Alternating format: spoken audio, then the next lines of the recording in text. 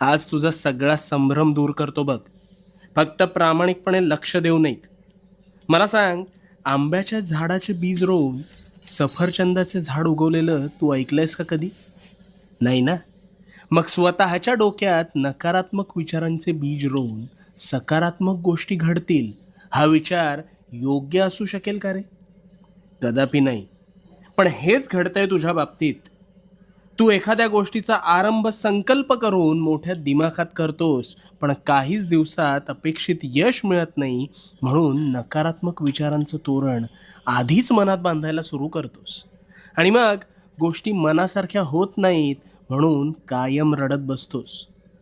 नकारात्मक विचारांचं ग्रहण लागलंय रे तुला. तुझ्या विचारांच्या संभ्रमात तुझ्यावर नकारात्मक विचार हळूहळू तुझ्या नकळत आरूढ होऊन जातात. नका आणि